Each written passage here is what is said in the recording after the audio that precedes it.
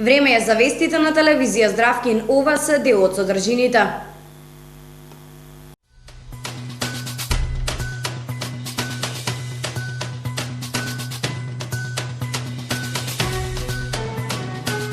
Апел за помош за Тони Шопов.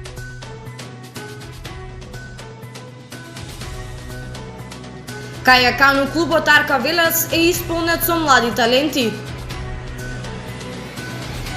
Димитров потенцира итно да се расчисти случајот со Агенцијата за европски образовни програми.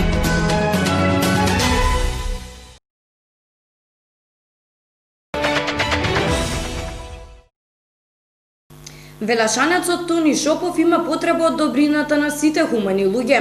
Овој пат тој го игра над преварот кој што се вика живот. За неговото лекување до сега се потрошени 35.000 евра, но за лекување во Турција се потребни дополнителни 20.000 евра. Се повикуваат сите граѓани кои се во можност да донираат. Велашанецот Тони Шопов бара помош од своите граѓани за да го победи својот најбитен надпревар кој што се нарекува живот. Ракометарот Тони Шопов по многуте изиграни надпревари во неговата кариера, како во нашата земја, така и во странство, последниве 3 години го игра својот најважен надпревар за себе. Тони Шопов има потреба во моментов од сите хумани луѓе, како што се вели во соопштението на Facebook. Првата операција имал во 2017 година на дело дебелото црево. По операцијата следеле 8 циклуси на хемотерапија. За понатамошно лекување е препратен во Турција на радиотерапија со специјални зраци, кое досега било успешно, но дојдено е до редуцивна болест, при што лекувањето мора да продолжи во Турција со 12 дополнителни циклуси на хемотерапија во комбинација од специфичните зраци. За жал, ваквата терапија не е достапна во нашата држава. За досегашното лекување оперативно потрошени се 35.000 евра. Итно е потребно да продолжи лекувањето во Турција, кое што чини 20.000 евра. Семејството не е во можност да ги покрие трошоците и затоа бара помош. Донацијата е отворена и достапна на социјалната мрежа Facebook и секој кој што е во можност е повикан да донира преку картичка.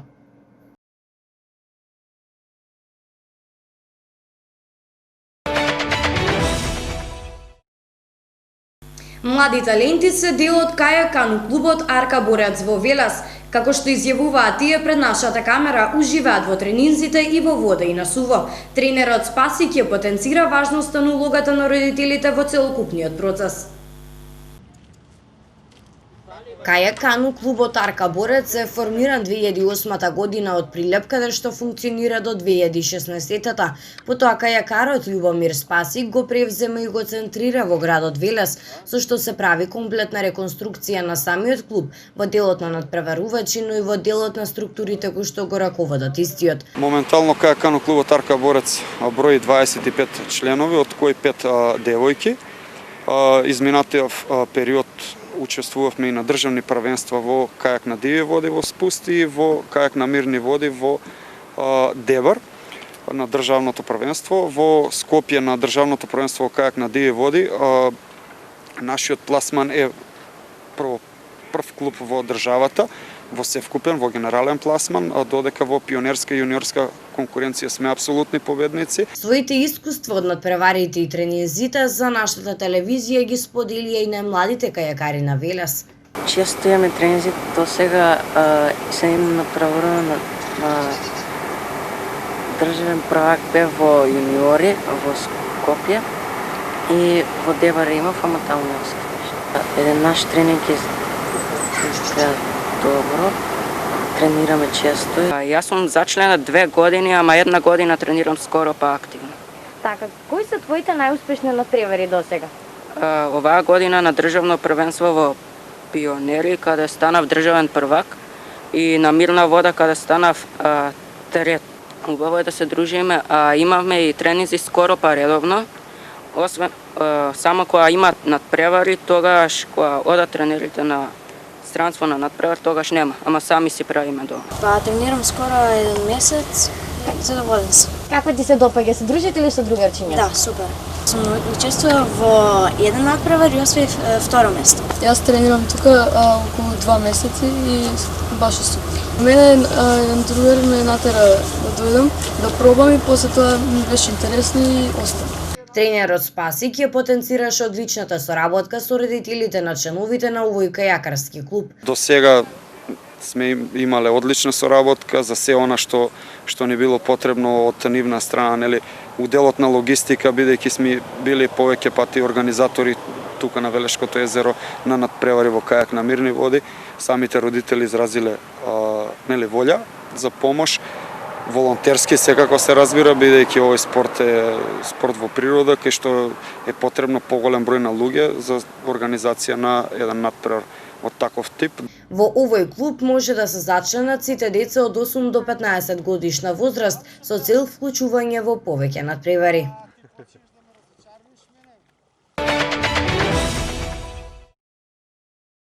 Коронавирусот предизвика големи промени во образовниот систем, па така и во градинките кај најмладите. Како функционираат истите во Велес, дознаваме од директорката на детската градинка Димче Мирчев, Маја Велиновска. Коронавирусот предизвика многу промени во образовниот процес на територијата на цела држава, па така и во општина Велес. Начинот и функционирањето на градинките во услови на пандемија беше и се уште е приоритет на надлежните власти. Многу родители, односно старатели, истакнаа различни размислувања. Некои сметаа дека е безбедно да го пуштат своето дете во детска градинка, а останатиот дел не. За начинот на функционирање, безбедност и спроведувањето на протоколите во детската градинка Димче Мирчев во Велес поразговаравме токму со директорот Маја Велиновска. Таа ја информираше јавноста како изгледа еден училиштен ден со најмладите во време на пандемија од коронавирус. Оваа година, воспитно-згрижувачката година во градинката започна малку подоцна со оглед на ситуациите. На 9 септември 2020 година градинката ширум ги отвори вратите за прием на своите дечиња. Како што веќе е познато, оваа година работиме по посебни протоколи, изготвени од страна на Комисијата за заразни болести во консултација со Министерството за труд и социјална политика. Градинката како институција е добро подготвена во пресрет на пречекот на децата. Веќе ја започнавме згрижувачката година. Активностите се течат по одреден редослед, вработените и родителите доследно се придржуваат кон протоколите, рече Велиновска.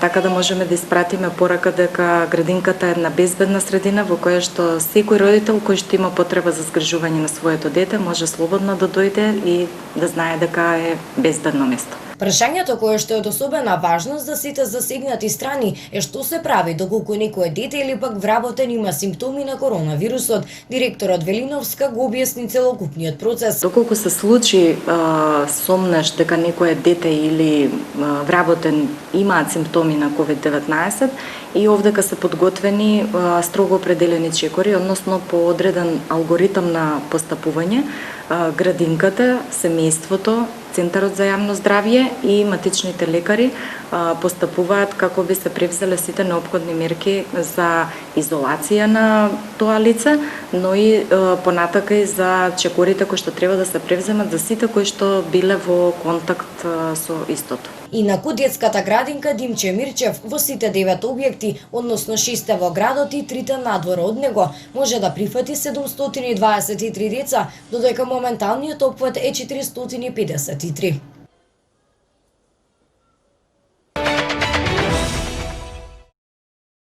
Димитров на својот Facebook профил потенцираше итно да се расчисти целиот случај со состојбата на Националната агенција за европски образовни програми и мобилност. Мора да се истражат сите работи и да се открие целата слика, напиша Димитров на својот Facebook профил. Вице-премиерот за европски прашања Никола Димитров на Фејсбук напиша дека итно е потребно расчистување на случајот со Националната агенција за европски образовни програми и мобилност. Ги читам вечерва новите информации во серијалот новинарски истражувања околу состојбата во Националната агенција за европски образовни програми и мобилност. Впечатокот е загрижувачки, напиша Димитров на Фејсбук. Тој додаде дека итно е потребно целосно расчистување на овој случај. Мора да се истражат сите наоди и да се открие целата слика. Оти за државата само едно нешто е поголем срам од шпекулации за наводна злоупотреба на пари на европски даночни обврзници, а тоа е кога во тие сомнежи би имало вистина, напиша вице-премиерот.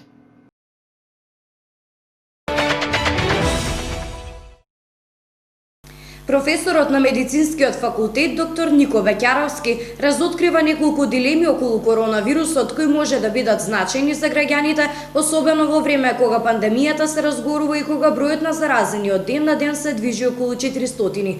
Тој тврди дека позитивниот ПЦР тест не мора да значи дека пациентот е заболен од SARS-CoV-2 болеста. Професорот на медицинскиот факултет доктор Нико Беќаровски разоткрива неколку дилеми околу коронавирусот кои може да бидат значајни за граѓаните, особено во време кога пандемијата се разгорува и кога бројот на ново заразени од ден на ден се движи околу 400. Тој тврди дека позитивниот ПЦР тест не мора да значи дека пациентот е заболен од SARS-CoV-2 болеста. Сепак, доколку имате покачена температура, сува кашлица, отежнато дишење или пак некој друг симптом, има големи шанси да сте заболени од SARS-CoV-2, тврди професорот, додавајќи дека колку повеќе симптоми, толку повеќе шанси заболувањето да се случило во организмот. Докторот апелира граѓаните што имаат повеќе симптоми да побараат да им се направи лабораторија и рентген на белите дробови за да се процени тежината на болеста. Тој потсетува дека дневните извештаи на Министерството за здравство покажуваат само колкав е бројот на новооткриените случаи со позитивен ПЦР тест, но не и бројот на вистинските нови болни, бидејќи болест без симптоми не постои.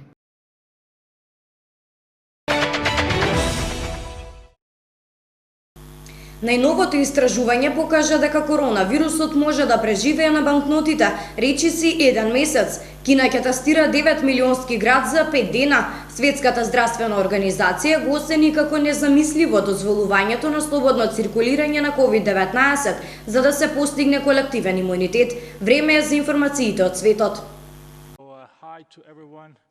Светската здравствена организација го оцени како незамисливо дозволувањето на слободно циркулирање на COVID-19 за да се постигне колективен имунитет. Никогаш во историјата на јавното здравство имунитетот не се користел како стратегија на одговорот на епидемија, а уште помалку на пандемија. Тоа е научно и етички проблематично, изјави генералниот директор на СЗО Тедрос Адханом. Слободно да се пушти опасен вирус кој што не го разбираме целосно е спротивно на етиката. Тоа не е опција, истакна тој. Во пандемијата на новиот коронавирус умре над милион заболени во светот, откако канцеларијата на СЗО во Кина предупреди на појава на болеста на крајот на декември минатата година. Големо мнозинство на луѓето во повеќето земји се чувствителни на заразата со тој вирус. Серолошките истражувања упатуваат на тоа дека во повеќето земји се заразени помалку од 10% од населението, објасни директорот.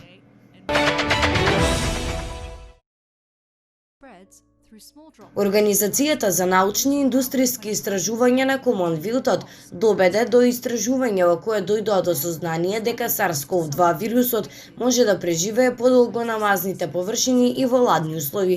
Специфично студијата откри дека новиот коронавирус може да преживее на банкноти, стакло и метал. Тестирањата биле спроведени во лабораторија, што значи дека некои фактори како ултравиолетовото природно зрачење на сонцето не се пресметани. Студијата покажа дека новиот коронавирус може во воздухот и носен од чисти честички да преживее повеќе од 3 часа. Било откриено дека новиот коронавирус при температура од 40 степени Целзиусови може да преживее помалку од 16 часа на памучна површина и од 24 до 48 часа на стаклена и метална површина, како и на винил.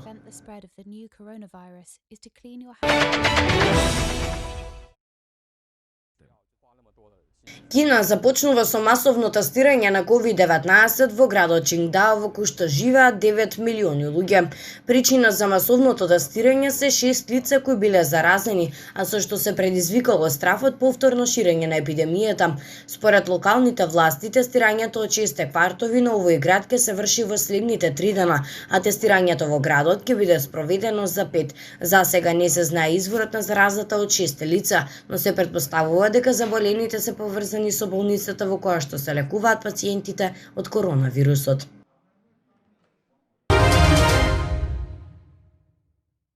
Ова беше последната информација од ова информативно издание на вестите. За повеќе детали следете ја нашата Facebook страница Телевизија Здравкин. Останете со нашата програма. Имајте пријатна вечер.